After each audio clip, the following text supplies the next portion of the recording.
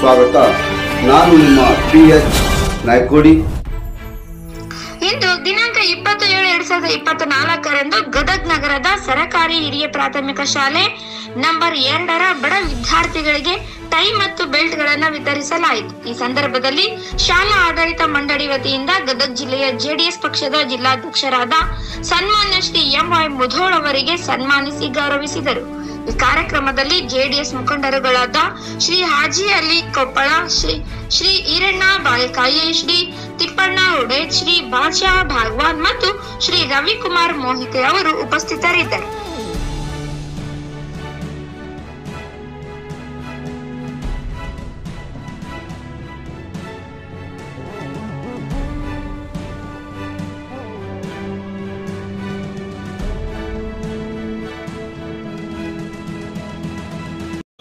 ನಮ್ಮ ಶಾಲೆಯ ಪರವಾಗಿ ಅವರಿಗೆ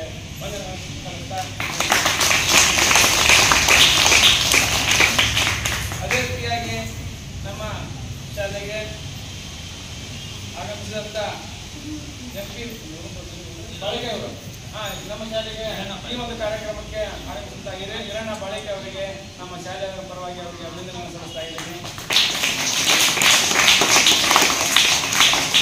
ಅದೇ ರೀತಿಯಾಗಿ ಬಾದ್ಶಾ ಭಗವಾನ್ ಅವರಿಗೆ ಹಾಗೂ ತಿಪ್ಪಣ್ಣ ಹುಡೇದ್ ಅವರಿಗೆ ಹಾಗೂ ನಮ್ಮ ಶಾಲೆಯ ಮಾಜಿ SDMC ಉಪಾಧ್ಯಕ್ಷರಂತ ಹಾಜಿ ಅಲಿ ಕೊಪ್ಪಳ ಅವರಿಗೆ ಹಾಗೂ ನಮ್ಮ ಶಾಲೆಯ ಪ್ರಧಾನ ಗುರುಮಾತೆಯರಿಗೆ ಹಾಗೂ ನಮ್ಮ ಗುರು ಬಳಗಕ್ಕೆ ಹಾಗೂ ನಿಮಗೆ ಹಾಗೂ ಅಡಿಗೆ ಅವರಿಗೆ ಅಭಿನಂದನೆ ಸಲ್ಲಿಸ್ತಾ ಈ ಒಂದು ಕಾರ್ಯಕ್ರಮವನ್ನು ಗಮನಿಸ್ತಾ ಇದ್ದೇವೆ.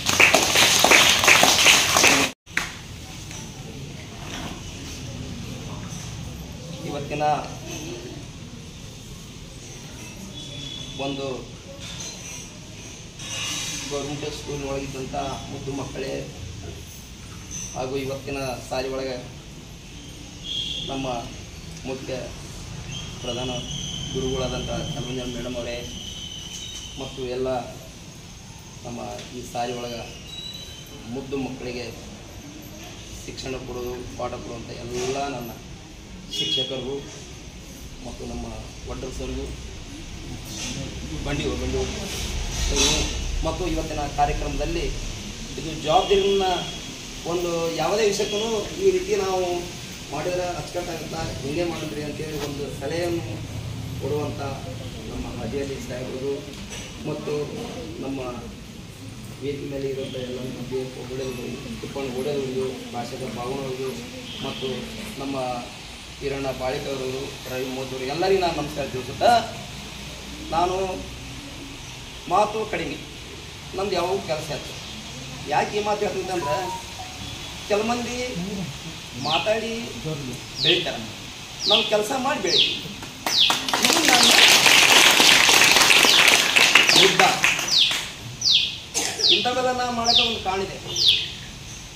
ನಾನು ಚಿಕ್ಕವನಿದ್ದಾಗ ಸಾಲಿ ಓದಿನಾಗ ನನಗೆ ಸಾಲಿ ಕಲಿಬೇಕನ್ನೋದು ಹವ್ಯಾಸ ಇದ್ದಿದ್ದಿಲ್ಲ. ಬರೀ ಹೊಡಾಡ್ತಾರೆ. ಏನಾರ ಮಾಡ್ಬೇಕಾದ್ರೆ ಸಾಲಿ ಒಳಗೆ ಹೋಗಿ ಕಿರುಕ್ ಮಾಡೋದು, ಮಾಸ್ತರ್ ಒಂದು ಏನಾರ ಒಂದು ಕಿರುಕ್ ಮಾಡಿ ಬಂದ್ಬಿಡೋ. ಮಾಸ್ತರ್ ನನಗೆ ಹಕ್ಕಿನ ಜಜ್ಜವನ ಒಟ ಬಿಡ್ತಿದ್ದಿಲ್ಲ. ಆಮೇಲೆ ಏನಂತಿದ್ರು, ನೀ ಸಾಲಿ ಕಲಿಗಿಲ್ಲ, ನೀ ಹಿಂಗೇ ಹೋಗ್ಬಿಡ್ತೀವಿ, ಮುಂದೆ ನೀ ಸುಧಾರಣೆ ಆಗೋದಿಲ್ಲ ಅಂತ ನಮ್ಮ ಗುರುಗಳು ಹೇಳಿದಂಥ ವಿಷಯ ನನಗೆ ಮನುಷ್ಯನ ಅವ್ರು ಹೇಳಿದ್ದು ಒಳ್ಳೇದಂತ ಭಾವಿಸ್ತೀನಿ.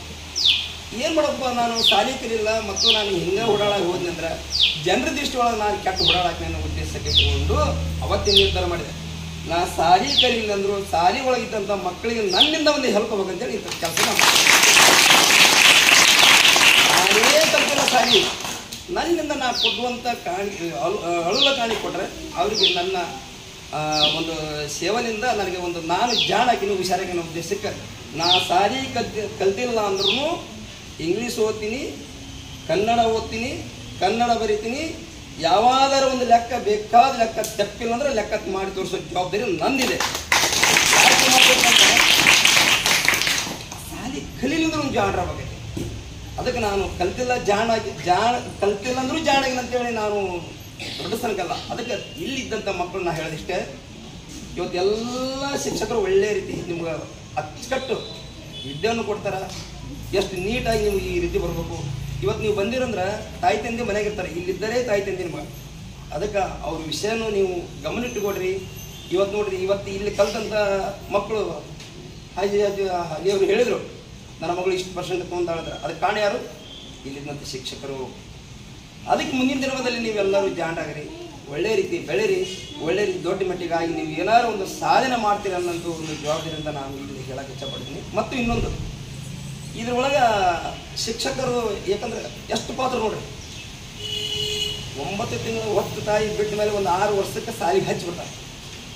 ತಾಯಿ ತಂದೆ ಪಾಲನೆ ಅಷ್ಟೇ. ಇಲ್ಲಿ ಬಂದು ನಿಮ್ಮದು ಆಗುವು ವಿಚಾರಗಳು, ನೀವೇನಾರು ತಿರುಕು ಮಾಡಿದ್ರೆ ಅವ್ರು ಸಮಾಧಾನ ಮಾಡೋ ತತ್ವಗಳು, ನೀವೇನಾರ ಒಂದು ಯಾವ ಕಡೆ ಹೋದ್ರೆ ಜವಾಬ್ದಾರಿ ಎಲ್ಲಿ ಹೋಗ್ತಾನೆ ಈ ಮಗು ಹೆಂಗನ್ನೋದು, ಮನೆ ಕಳ್ಸೋತಾರ ಜವಾಬ್ದಾರಿ ಅವ್ರದ್ದು. ಇಷ್ಟು ಜವಾಬ್ದಾರಿ ಇದ್ದಂಥ ಇಲ್ಲಿ ಶಿಕ್ಷಕರಿಗೆ ಭಾಳ ಜವಾಬ್ದಾರಿ ಐತಿ. ಅದಕ್ಕೆ ಅವರಿಗೆ ಎಲ್ಲರೂ ಈ ರೀತಿ ಜವಾಬ್ದಾರಿ ತೊಂದರೆ ನೀವು ಎಲ್ಲರಿಗೂ ನಾನು ನಮಸ್ಕಾರ ಹೇಳಿ ಮತ್ತೆ ನಾನು ಬರ್ತೀನಿ. ಈ ತಾಯಿಗೆ ರಾಜೀವ್ನವ್ರಿಗೆ ಹೇಳ್ರಿ, ಇಲ್ಲಿದ್ದರು ನಮ್ಗೆ ಯಾಕಂದ್ರೆ ನಾನು ಮನೋಭಾವನೆಯಿಂದ ಅಳುವಲಿ ಸೇವೆ ದೊಡ್ಡ ಸೇವೆ ಅಲ್ಲ, ಏನಾದ್ರು ಸೇವೆ ಮಾಡಿಬಿಟ್ಟೆ ಅಂತ ನನ್ನ ದೊಡ್ಡ ಸಣ್ಣಲ್ಲ, ಅಳುವಲಿ ಸೇವೆ ನಾನು ಮಾಡ್ಕೊಂತಿರ್ತೀನಿ. ಪ್ರತಿ ವರ್ಷ ನೀವೇನಾದರೂ ಇದ್ರೊಳಗೆ ಯಾರು ಪರ್ಸೆಂಟ್ ಹೆಚ್ಚು ಅಂದ್ರಿ ಅವ್ರಿಗೆ ಈಗ ಹೇಳೋಲ್ಲ, ನಾನು ಮುಂದಿನ ದಿನದಲ್ಲಿ ನಿಮ್ಗೆ ನನ್ನಿಂದ ಒಂದು ಕೊಡುಗೆ ಇರ್ತಂತ ನೀವು ಭಾವಿಸ್ಬೇಕು. ಅದಕ್ಕೆ ಸನ್ಮಾನ ಮಾಡಿದ್ದು ನನಗೇನು ಯಾಕೆ ಮುಜುಗರ ಅನ್ಸುತ್ತೆ. ನಾನು ಇಂಥ ಸನ್ಮಾನ ಮಾಡಿಕೊಳೋದಲ್ಲ, ಯಾಕೆ ನೀವು ಮಾಡಿದ್ರು ನನಗೆ ಬೇಡ. ಅದಕ್ಕೆ ಇಲ್ಲ ಮೇಡಮ್, ಅದಕ್ಕೆ ನನಗೆ ಈ ಸನ್ಮಾನಕ್ಕಿಂತ ನೀವು ಬಂದು ಇವತ್ತು ನನಗೆ ಕಾರ್ಯಕ್ರಮ ಕಳಿಸಕ್ಕೆ ನಿಮಗೆಲ್ಲರಿಂದ ನಾನು ಹೇಳಿ ನನ್ನ ಮಾತನ್ನು